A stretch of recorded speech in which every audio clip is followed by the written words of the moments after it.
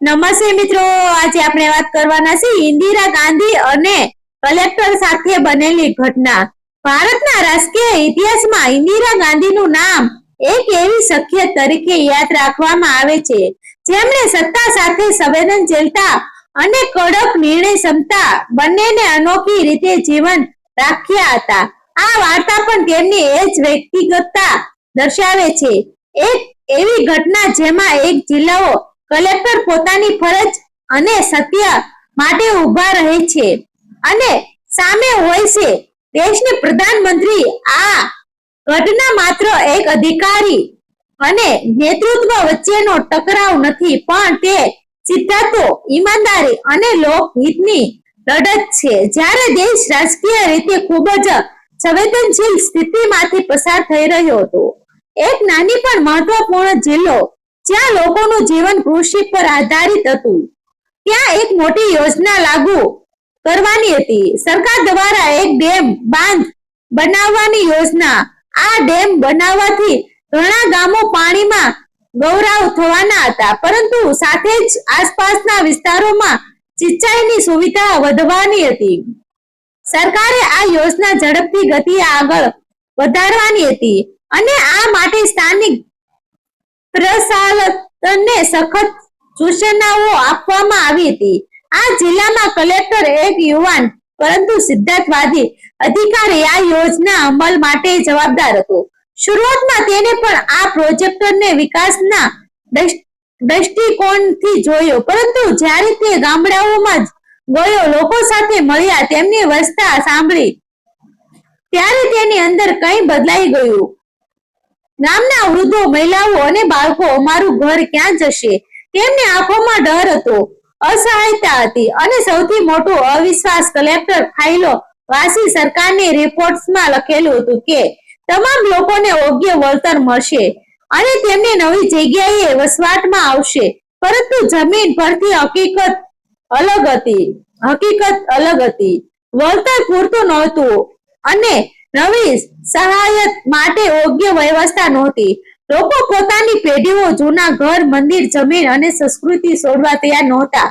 કલેક્ટરનો મનસ્વી સંઘર્ષ શરૂ થયો. એક તરફ સરકારનો દબાણ, બીજી તરફ જનતાઓનો દુઃખ. તે રાત્રે ઊંઘી શક્યા નહીં. તેને સમજાયું કે આ માત્ર એક પ્રોજેક્ટ નથી, આ લોકોના જીવનનો પ્રશ્ન છે. બીજા દિવસે તેને એક કડક નિર્ણય લીધો. તે ડેમના કામને થોડા સમય માટે રોકી દીધું અને સંપૂર્ણ રિપોર્ટ તૈયાર કરવાનો નિર્ણય કર્યો. આ નિર્ણયથી ઉપરના અધિકારીઓમાં હલચલ મચી ગઈ. રાજ્ય સરકાર સુધી આ વાત પહોંચી અને અંતે આ મામલો સુધી પ્રધાનમંત્રી ઇન્દિરા ગાંધી સુધી ગયો. તેમને આ વાત જાણી તો આશ્ચર્ય થયું કે એક જિલ્લાનો કલેક્ટર કેન્દ્રની મહત્વપૂર્ણ યોજના રોકી રહ્યો છે. તેમણે તરત જ તે જિલ્લાની મુલાકાત લેવાનું નક્કી કર્યું. જિલ્લામાં પ્રધાનમંત્રીના આગમન માટે ભારે તૈયારી શરૂ થઈ. પોલીસ અધિકારીઓ, સ્થાનિક નેતાઓ બધા સજ્જન થઈ ગયા, પરંતુ કલેક્ટર માટે આ મુલાકાત એક પરીક્ષા જેવી હતી. જે જાણતો હતો કે આજે તેની ઈમાનદારી અને ફરજ વચ્ચેનો નિર્ણય આખા દેશ સામે આવશે. પ્રધાનમંત્રી આવી, લોકોનો જમાવડો થયો. સૌએ આશા રાખી કે હવે કઈ ન્યાય મળશે. કાર્યક્રમ પૂરો થયા પછી એક ખાનગી બેઠકોમાં કલેક્ટર અને ઇન્દિરા ગાંધી સામ સામે બેઠા. તમે કામ શા માટે રોક્યું? પ્રધાનમંત્રીએ સીધો પ્રશ્ન કર્યો. કલેક્ટરે શાંતિથી જવાબ આપ્યો, મેડમ, કાગળો પર બધું યોગ્ય લાગે છે, પરંતુ જમીન પર હકીકત અલગ છે. લોકો માટે પૂરતું વળતર નથી અને તેની પુરવઠા સાહસ માટે કોઈ સ્પષ્ટ યોજના નથી. રૂમમાં થોડા ક્ષણ માટે શાંતિ છવાઈ ગઈ. પ્રધાનમંત્રીના ચહેરા પર ગંભીરતા આવી. તેમણે કલેક્ટરની આંખોમાં જોયું. ત્યાં ડર નહોતો, માત્ર સત્ય અને ફરજ પ્રત્યેની નિષ્ઠા હતી.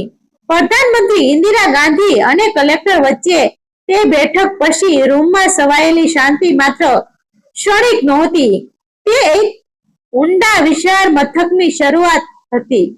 બહાર હજારો લોકો ઉભા હતા, જેમની આશા આ એક મુલાકાત પર ટકેલી હતી, અને અંદર દેશની સૌથી શક્તિશાળી નેતા અને એક સિદ્ધાંતવાદી અધિકારી વચ્ચે સત્યની કસોટી ચાલી રહી હતી. કલેક્ટરે જે વાત કરી હતી તે કોઈ રાજકીય ભાષણ નહોતું, તે લોકોની પીડાઓ સીધાઓ પ્રતિબિંબ હતો. ઇન્દિરા ગાંધી થોડો સમય મૌન રહી, પછી ધીમી સ્વરે બોલ્યા, શું તમે મને ખાતરી આપી શકો છો કે તમે જે કહો છો તે સંપૂર્ણ સત્ય છે? કલેક્ટરે વિના સંકોચ જવાબ આપ્યો, મેડમ, હું મારા પદને ગુમાવી શકું છું, પરંતુ મારા અંતર્યાત્માને નહીં. આ શબ્દોમાં એટલી પ્રામાણિકતા હતી કે તે માત્ર જવાબ નહોતો પણ એક પ્રતિજ્ઞા જેવી લાગતી હતી.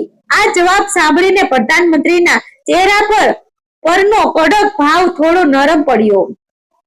તેઓ ઊભા થયા અને બારણા તરફ ચાલ્યા. જવાથી બહાર ઉભેલા લોકોનો જમાવડો દેખાતો હતો. તે લોકોના ચહેરા પર ડર, આશા અને વિશ્વાસનો અનોખો મિશ્ર હતો. ઇન્દિરા ગાંધી આ ક્ષણ સમજી ગયા કે આ માત્ર એક પ્રોજેક્ટનો પ્રશ્ન નથી, આ લોકોના જીવન અને તેમની ઓળખનો પ્રશ્ન છે. તેમણે તરત જ નિર્ણય લીધા કે વાતને માત્ર ફાઇલોમાં નહીં પરંતુ જમીન પર જઈને સમજવી જોઈએ. અગાઉથી નક્કી કરેલા કાર્યક્રમને બાજુએ રાખીને તેઓ સીધા ગામડાઓ તરફ નીકળી પડ્યા. અધિકારીઓમાં ખળભળાટ મચી ગયો, પરંતુ કોઈએ વિરોધ કરવાની હિંમત કરી નહીં. ગામમાં પહોંચતા જ લોકોએ તેમને ઘેરી લીધા. એક વૃદ્ધ ખેડૂત આગળ આવ્યો. તેની આંખોમાં આંસુ હતા. બેટી, આ જમીન અમારી માતા છે, અમે ક્યાં જઈશું? આ શબ્દોએ સમગ્ર વાતાવરણને ભાવુક બનાવી દીધું. એક મહિલા પોતાની તૂટી ગયેલા ઘરની વાત કરતી હતી. એક બાળક પોતાની શાળાની ચિંતા વ્યક્ત કરતો હતો. દરેક જવાબમાં એક જ વિનંતી હતી, અમને ન્યાય આપો. આ બધું જોઈને ઇન્દિરા ગાંધીના મનમાં એક સ્પષ્ટ આવી ગઈ. તેઓ પાછા ફરીને સીધા અધિકારીઓની બેઠકમાં આવ્યા અને કડક સ્વરે કહ્યું, જ્યારે સુધી દરેક પરિવારોને યોગ્ય વળતર અને પૂર્ણ વ્યવસ્થાની સંપૂર્ણ વ્યવસ્થા ન થાય ત્યાં સુધી આ પ્રોજેક્ટ આગળ નહીં વધે. આ શબ્દ સાંભળતા જ રૂમમાં બેઠેલા બધા અધિકારીઓ ચોંકી ગયા, કારણ કે આ નિર્ણય માત્ર એક પ્રોજેક્ટ રોકવાનો નહોતો, તે એક સંદેશ હતો કે સરકાર માટે વિકાસ જેટલો જ મહત્વનો છે એટલો જ મહત્વનો છે માનવતા અને ન્યાય. કલેક્ટરની આંખોમાં તે ક્ષણે એક અજાણી ચમક આવી ગઈ. તેની મહેનત અને સત્ય માટેનો સંઘર્ષ વ્યર્થ ગયો નહોતો. ઇન્દિરા ગાંધીએ તેની તરફ જોઈને કહ્યું, તમારા જેવા અધિકારીઓ પર જ આ દેશનો આધાર છે. આ શબ્દો કોઈ પુરસ્કાર કરતા ઓછા નહોતા. આ ઘટનાએ આખા જિલ્લામાં એક નવો વિશ્વાસ જન્મ્યો. લોકોમાં એક લાગણી આવી કે તેમની અવાજ સરકાર સુધી પહોંચી શકે છે. આ પછી સરકાર દ્વારા નવી નીતિ બનાવવામાં આવી.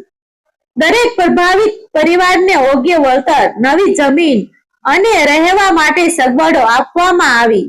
ગામડાઓને નવી જગ્યાએ ફરીથી વસાવવામાં આવ્યા, જ્યાં શાળા, આરોગ્ય કેન્દ્ર અને પાણી જેવી મૂળભૂત સુવિધાઓ ઉપલબ્ધ હતી.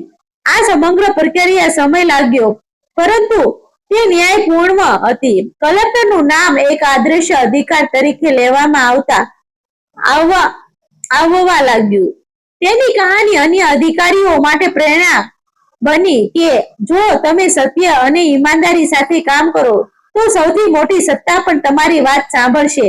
અને ઇન્દિરા ગાંધી માટે પણ આ ઘટના એક મહત્વપૂર્ણ શીખ હતી કે વિકાસની દોડમાં માનવતા અને ન્યાયને ક્યારેય પાછળ નહીં મૂકવા જોઈએ. મિત્રો, આવા જ નવા વિડીયો જોવા માટે અમારી ચેનલ સાથે બન્યા રહેજો. આભાર મિત્રો. ગમે તો શેર કરી દેજો.